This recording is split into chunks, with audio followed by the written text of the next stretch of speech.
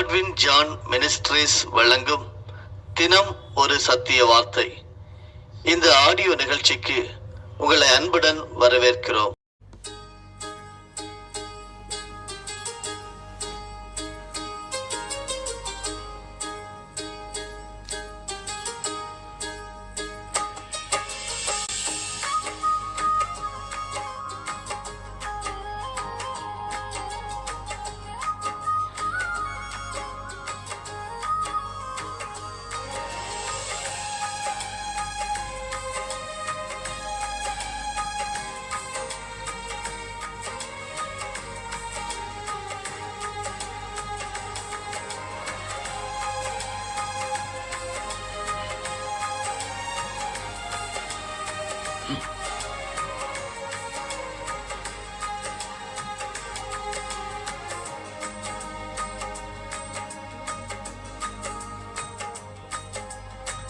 சிறகுகளின் நிழல்தனிலே நான் நம்பி இளைப்பாறுவேன்.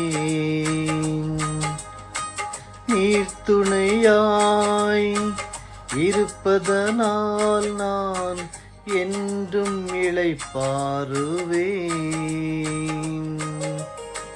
சிறகுகளின் நிழல்தனிலே நான் நம்பி இளைப்பாறுவேன்.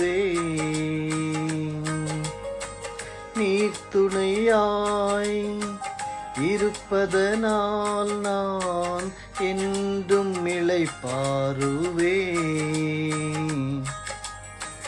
கண்மணி போல என்னை காப்பவரை நான் நம்பி இளைப்பாறுவேன்.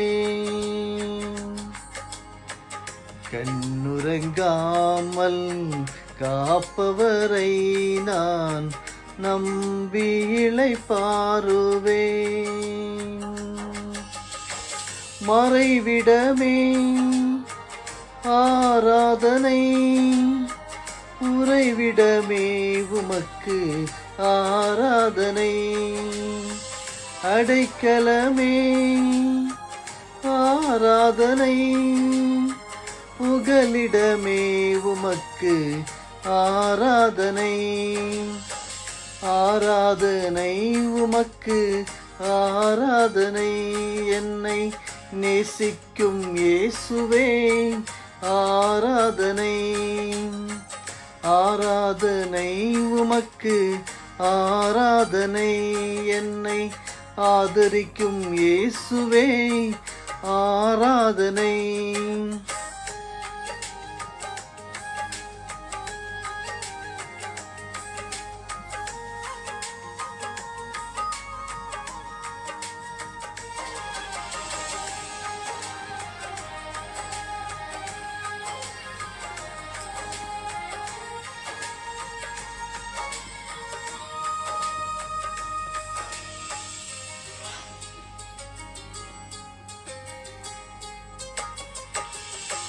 பக்கத்தில் 1000 பேர் விழுந்தாலும் என்னை அணுகாமல் காப்பவரே.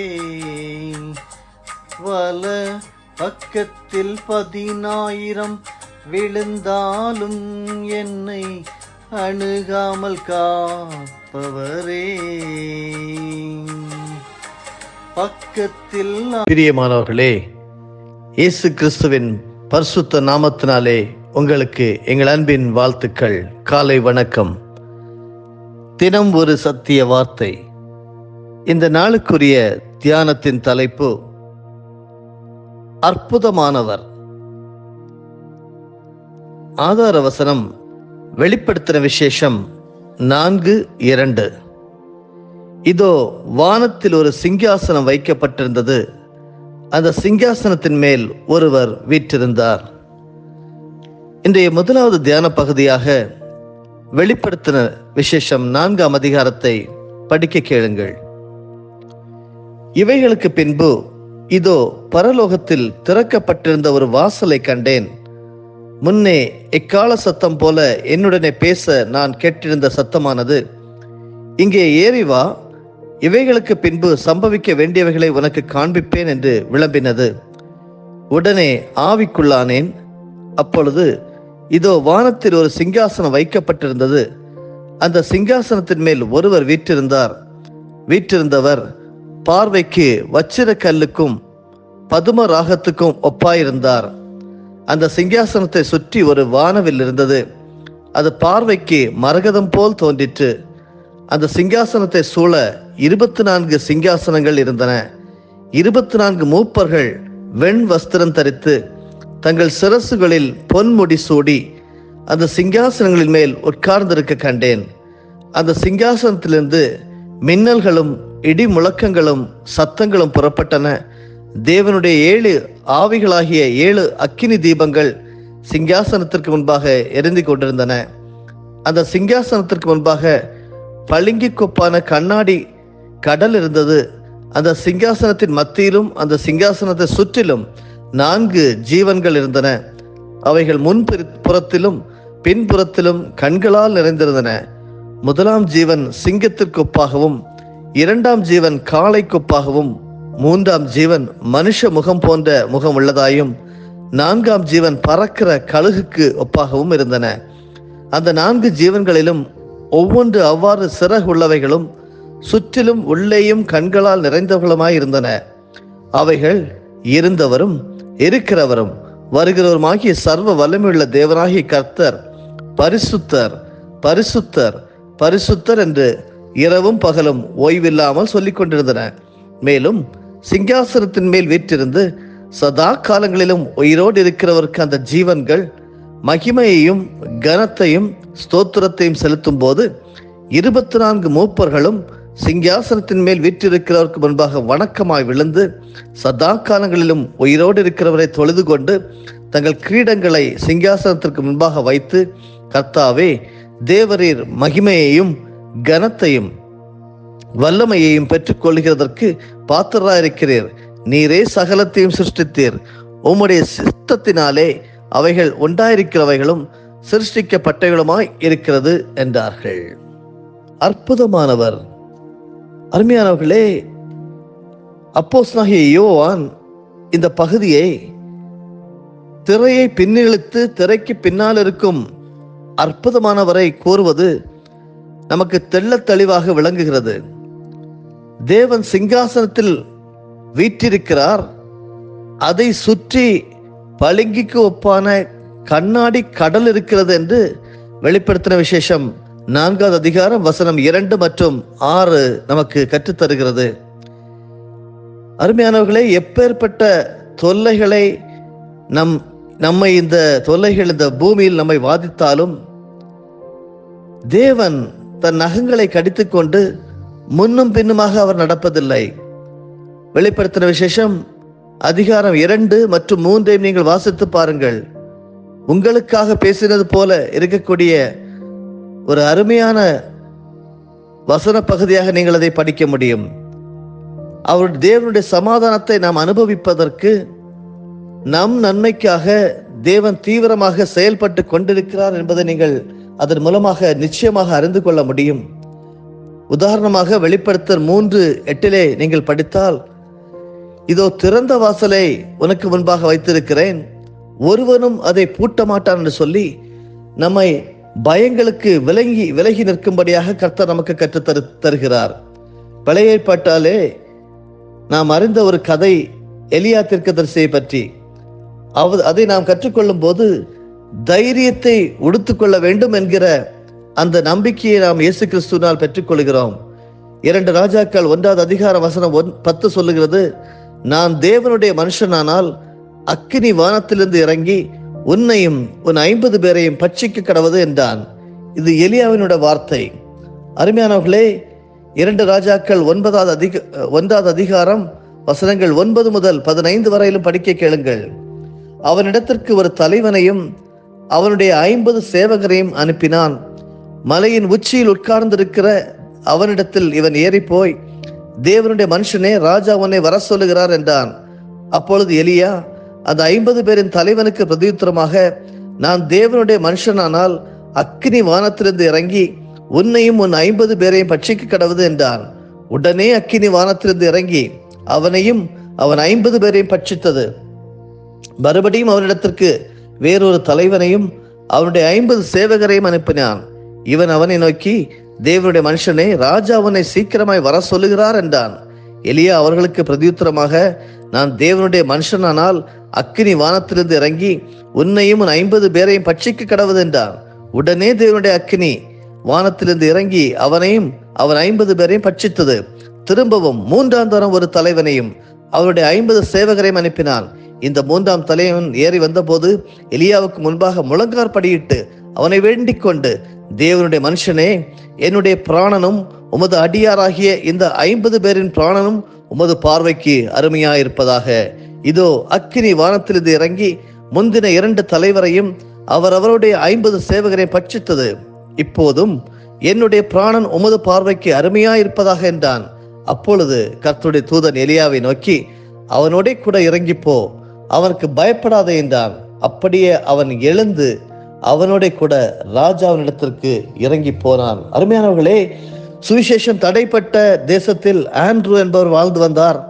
உங்கள் விசுவாசத்தை எப்படி ரகசியமாக காத்து வருகிறீர்கள் என்று ஒருவர் கேட்டபோது அவர் அதை ரகசியமாக நான் வைப்பதில்லை என்று கூறினார். அவர் சபையின் முத்திரையை எப்பொழுதும் தனது சட்டையின் மேல் அணிந்துதான் வெளியே செல்வாராம். அவர் கைது செய்யப்படும் நேரங்களில் கூட காவலர்களிடம் அவர்களுக்கும் இயேசு தேவை என்று கூறுவாராம். அவர் பக்கத்தில் யார் இருக்கிறார் என்று ஆண்ட்ரூ அறிந்திருந்ததால் அவர் தைரியமாக இருந்தால். அருமையானவர்களே, தன்னை கைது செய்யும்படி 50 காவலர்களை இஸ்ரவேலின் ராஜா அனுப்பின போதும் எலியா அச்சப்படவில்லை. 2 ராஜாக்கள் 1:9 நாம் படித்தோம். தேவன் யார் பக்கம் இருக்கிறார் என்று அவர் அறிந்து அந்த 50 காவலாளிகளை பட்சிக்கும்படி வானத்திலிருந்து அக்கினியை வர பண்ணினார் என்று நாம் படித்தோம். ராஜா மறுபடியும் அதிக காவலாளிகளை மீண்டும் மீண்டும் அனுப்பி பார்க்கிறார். எதுவும் எலியாவை ஒன்றும் அவர் கஷ்டப்படுத்தவில்லை. ஆனால் எலியாவினுடைய தேவன் பெரியவர் என்பதை அவர் புரிந்து கொண்டார். அருமையானவர்களே, ராஜா மறுபடியும் அதிக காவலாளிகளை அனுப்புகிறார். எலியா மறுபடியும் அதையே செய்தார். 3வது முறையாக வந்த காவலாளிகள் எலியாவினுடைய மகத்துவத்தை, உயிருள்ள தேவன் அவரோடு இருக்கிறார் என்று அறிந்து கொண்டு அந்த காவலாளிகளின் தலைவன் தங்களை விட்டுவிடும்படி, எங்கள் பிராணனை விட்டுவிடும் என்று சொல்லி எலியாவை மிகவும் வேண்டிக் கொண்டார் என்று படித்தோம். பயந்ததுதான் அதிகம். எலியா அவர்களை பார்த்து பயந்ததை விட அவர்கள், அந்த ஜனங்கள் 50 பேர், அதனுடைய தலைவன் எலியாவை பார்த்து பயந்ததுதான் அதிகமாக என்று சொல்லி நாம் படிக்க வருகிறது. எனவே தேவதூதன் எலியாவை அவர்களுடன் போவது பாதுகாப்பானது என்று கூறி அவர் எலியாவை ராஜாவினிடத்திற்கு போக சொல்லுகிறார். கேட்டுக்கொண்டிருக்கிறவர்களே, உங்களது எதிராளிகள் மீது அக்கினியை வரவழைக்க இன்று இயேசு விரும்புவதில்லை. இயேசுடைய சீஷர்கள் ஒருமுறை ஒரு சமாரிய கிராமத்தின் மேல் தாங்கள் அக்கினி வரவழைக்கிறோம் என்று நான் கேட்டபோது இயேசு கிறிஸ்து அவர்களை அதட்டினார். லூக்கா 9வது அதிகாரம் வசனங்கள் 51 முதல் 55 வரையிலும் நமக்கு இதை கற்றுத்தருகிறது. நாம் வேறு ஒரு காலகட்டத்தில் இப்பொழுது நாம் வாழ்ந்து கொண்டிருக்கிறோம். கிருபையின் காலத்திலே நாம் இருக்கிறோம் என்பதை நீங்கள் அறிந்து கொள்ள வேண்டும். இருப்பினும் எலியாவை போன்று தைரியம் உள்ளவர்களாய் எல்லா மக்களுக்காக மரித்த இரட்சகரை பற்றி கூற நீங்களும் நானும் தயாராக இருக்க வேண்டும் என்று சொல்லி இயேசு விரும்புகிறார். மேனவர்களே, அது 50 பேருக்கு முன்பாக தனியாக நாம் நிற்பது போல் தெரியலாம். ஆனால் நிஜத்தில் நம் சார்பில் தேவன் நிற்கிறார். மற்றவர்களிடம் தைரியமாக அன்பு காட்ட என்ன தேவையோ அதை இன்று இயேசு கிறிஸ்து நமக்கு தருகிறார். தைரியத்தை உடுத்துக் கொள்ளுங்கள். அற்புதமானவர் உங்களோடும் என்னோடும் எப்பொழுதும் இருந்து கொண்டிருக்கிறார். ஜெபிப்போமா? அருமையானவர்களே, சிந்தியுங்கள். இன்று நீங்கள் எதற்காக அஞ்சுகிறீர்கள்? உங்களை சூழ்ந்திருக்கும் தொல்லைகளை தேவன் கட்டுப்படுத்துகிறார் என்பது உங்களுக்கு எப்படி உதவுகிறது? நீங்கள் அவரை இன்னும் எவ்வாறு நம்பி அவரிடம் உங்களை சரணடையலாம்?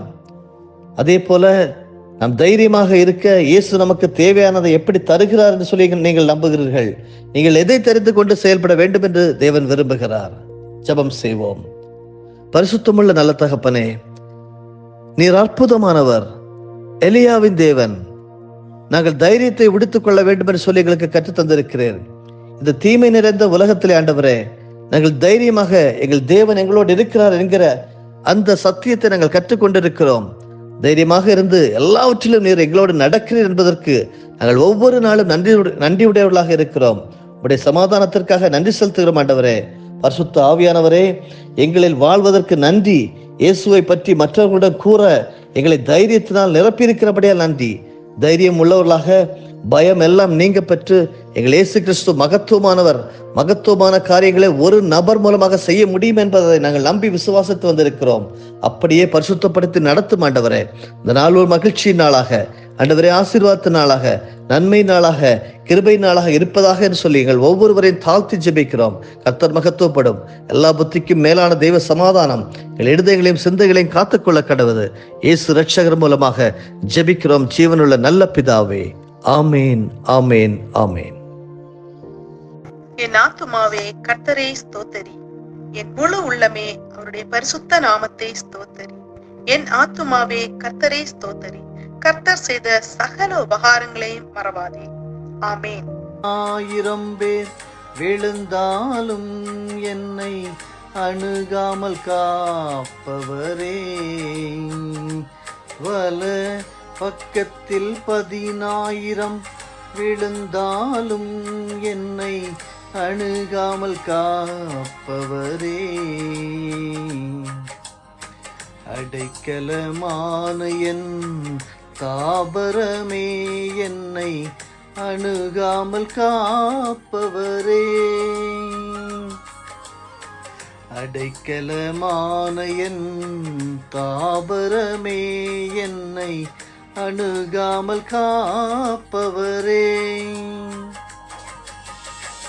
மறைவிடமே ஆராதனை, உறைவிடமே உமக்கு ஆராதனை, அடைக்கலமே ஆராதனை, புகலிடமே உமக்கு ஆராதனை, ஆராதனை உமக்கு ஆராதனை, என்னை நேசிக்கும் இயேசுவே ஆராதனை, ஆராதனை உமக்கு ஆராதனை, என்னை ஆதரிக்கும் இயேசுவே ஆராதனை.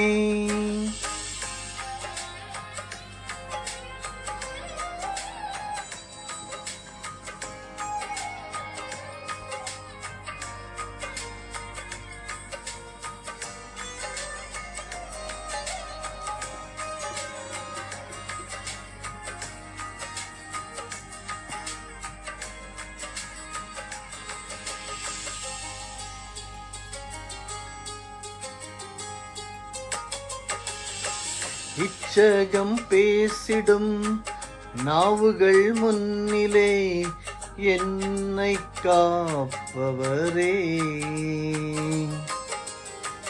நன்மைக்கு கைமாறாய் தீமை செய்வோர் மத்தியில் என்னை காப்பவரே, இச்சகம் பேசிடும் நாவுகள் முன்னிலே என்னை காப்பவரே, நன்மைக்கு கைமாறாய் தீமை செய்வோர் மத்தியில் என்னை காப்பவரே,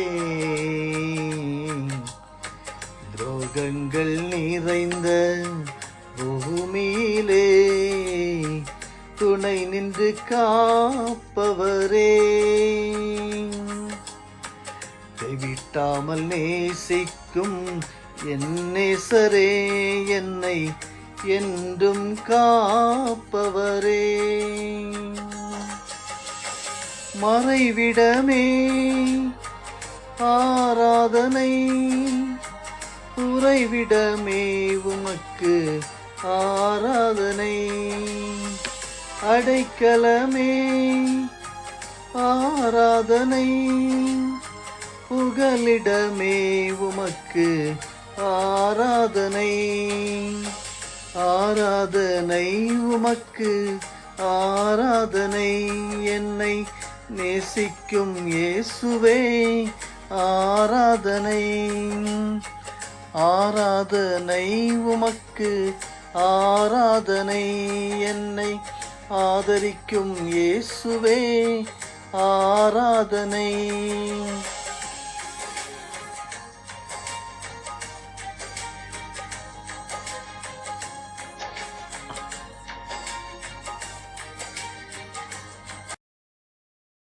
நம்முடைய ஆண்டவராகிய இயேசு கிறிஸ்துவின் மூலமாக உங்களை நாங்கள் மனமாற ஆசீர்வதிக்கிறோம்.